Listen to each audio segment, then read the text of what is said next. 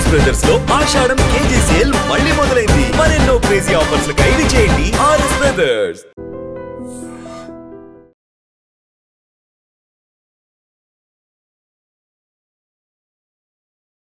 నమస్తే, welcome to I dream talking point with కవిత.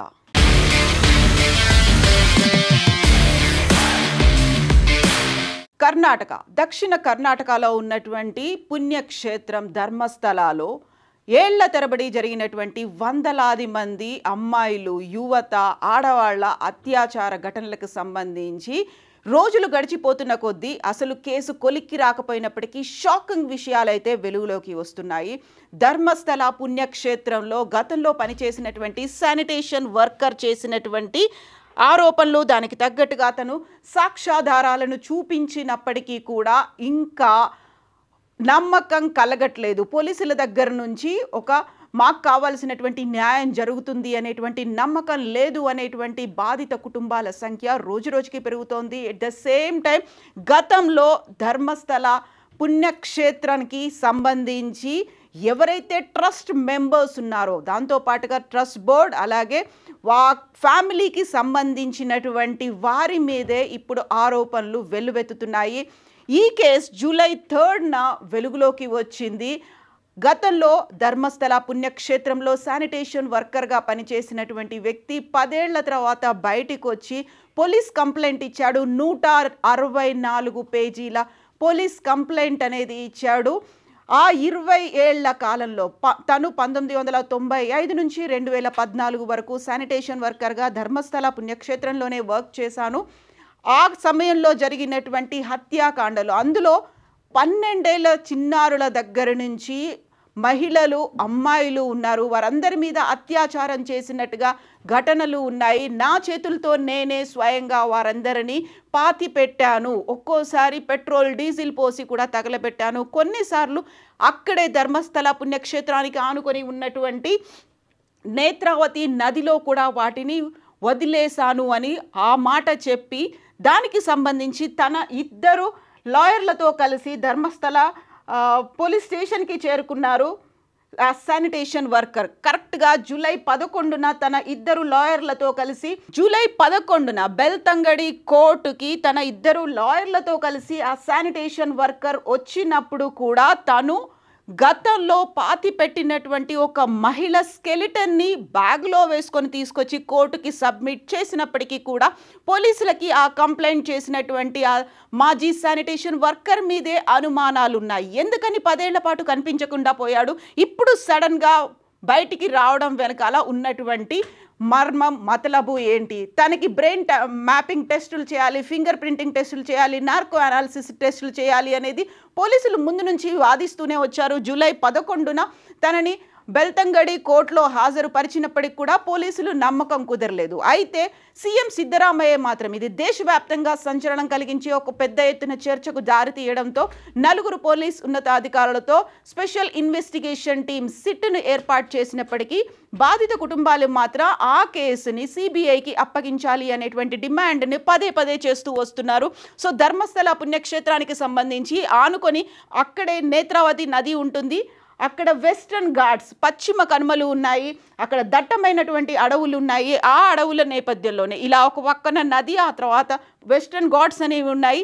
ఆ నదులు అక్కడే మేము నా చేతులతో వారిని వదిలేశాను. ఇక బెల్తంగడికి సంబంధించి చుట్టుపక్కల ఉన్నటువంటి విలేజెస్ కూడా గత కొన్నేళ్లుగా, అంటే ఆల్మోస్ట్ కొన్ని దశాబ్దాలుగా అక్కడ నదితో పాటుగా వెస్టర్న్ ఘాట్స్ అడవుల్లో బోల్డ్ అన్ని డెడ్ బాడీస్ని చూసాము. వాటిని ప్రాపర్గా ఖననం చేయకపోవడం వల్ల, చాలా లోతుగా తీసి తవ్వి పెట్టకపోవడం వల్ల, పైనే మట్టి కప్పి పెట్టడం వల్ల వర్షానికి అవి కొట్టుకుపోయడంతో అక్కడ వైల్డ్ బోర్స్, అడవి పందులతో పాటుగా అడవి మృగాలు ఆ శవాల్ని పీక్కు తినడం మా కళ్ళారా మేము చూసాము అనేటువంటి బెల్తంగడి చుట్టుపక్కల, ఆ తర్వాత ధర్మస్థల చుట్టుపక్కల ఉన్నటువంటి గ్రామస్తులు చెప్పినటువంటి ఒక వాదన.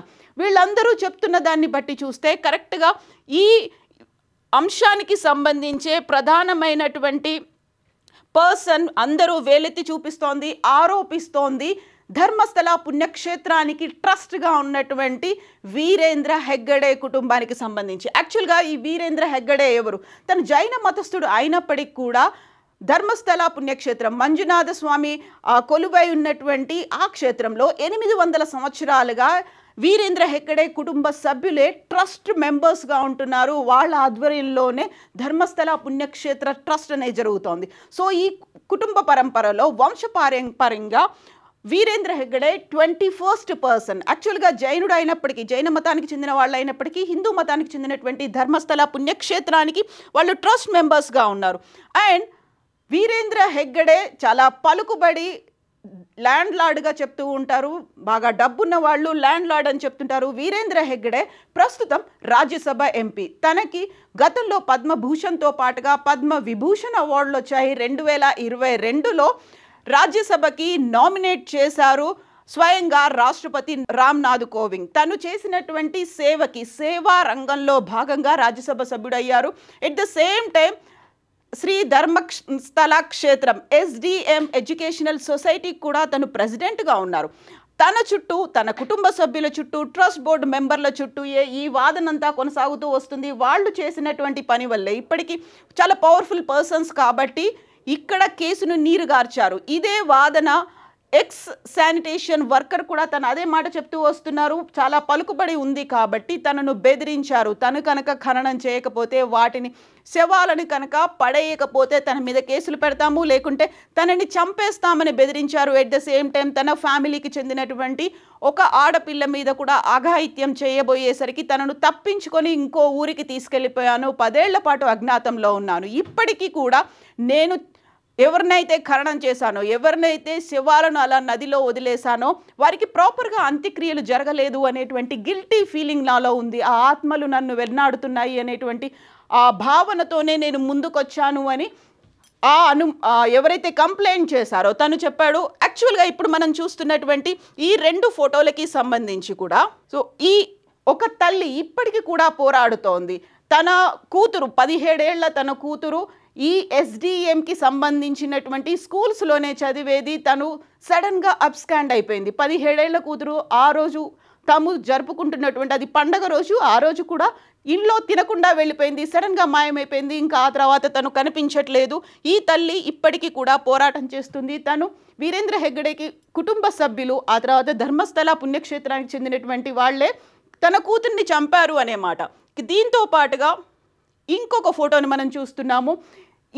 ఈ అమ్మాయి కూడా 20 ఏళ్ల అమ్మాయి, తను మెడికల్ స్టూడెంట్. తను కూడా టెంపుల్కి వెళ్ళింది, దర్శనానికి వెళ్ళింది. అదే తనకి ఆఖరి రోజు అయింది. ఆ తర్వాత 2 డేస్ తర్వాత ఒంటి మీద బట్టలు లేని స్థితిలో ఆ అమ్మాయి డెడ్ బాడీని తల్లి గుర్తించింది. ఇప్పటికీ కూడా తల్లి తన కూతురి ఆనవాళ్ళు ఏవీ లేకుండా చేసుకుంటోంది. ఇంట్లో ఉన్నటువంటి ఫోటోలన్నింటినీ కూడా చింపేసుకుంది. ఎందుకంటే వాటిని చూసిన కొద్దీ తన కూతురే గుర్తొస్తోంది.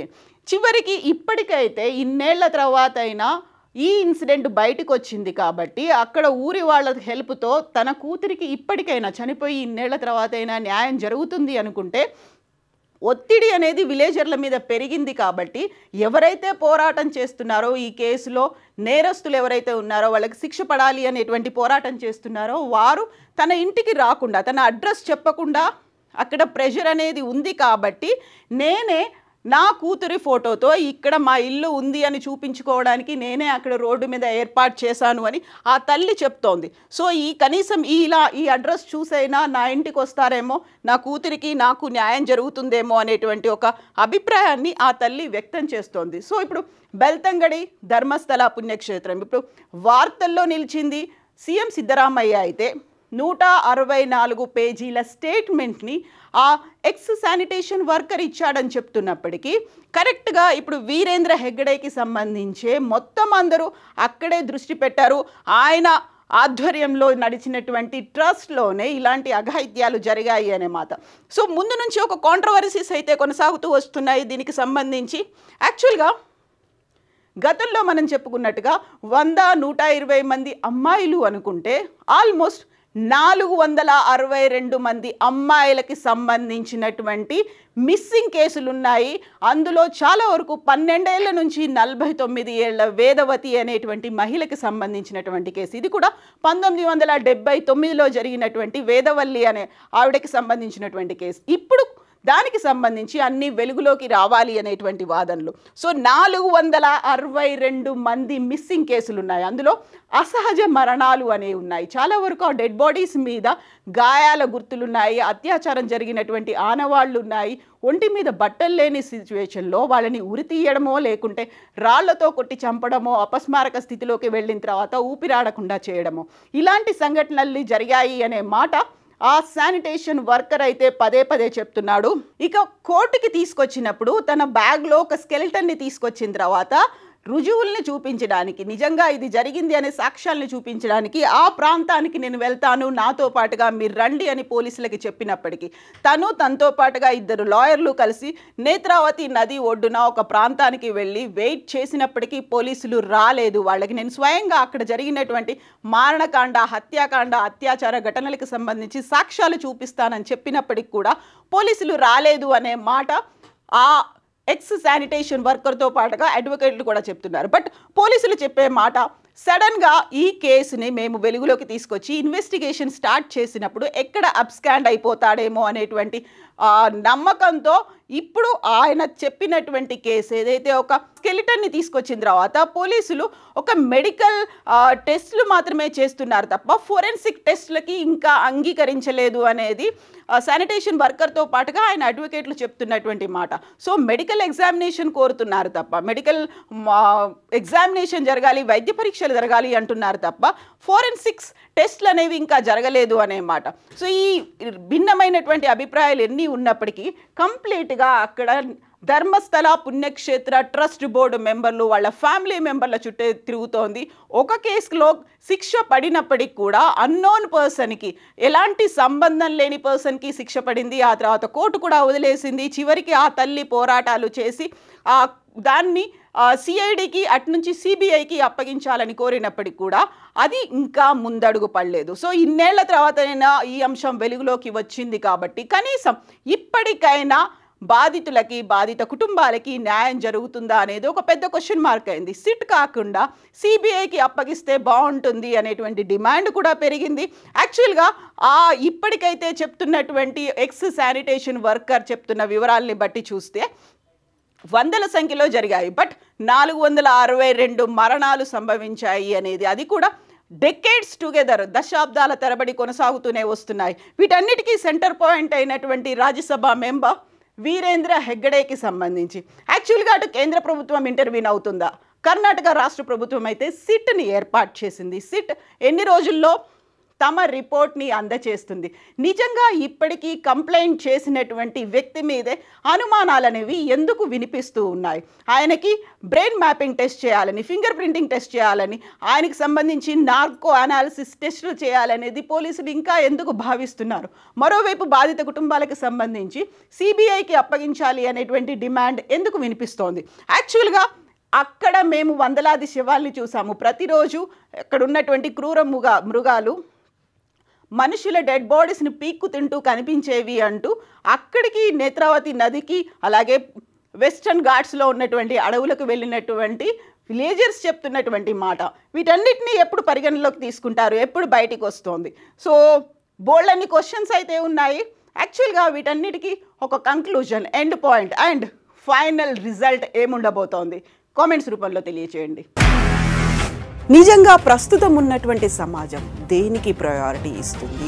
ఆర్థిక సంబంధాల చుట్టూ మాత్రమే తిరుగుతుంది. మళ్ళీ ఎన్నికలంగానే చాలా విరక్తి కలుగుతాను. మంచి అనిపిస్తుంది కదా, లేడీస్ కూడా ఛాలెంజింగ్ జాబ్స్ చేసినప్పుడు చాలా బాగుంటది. ఫుడ్ డెలివరీ ఇవ్వటానికి వెళ్ళినటువంటి డెలివరీ బాయ్ అనిల్ పై కళ్ళ ముందు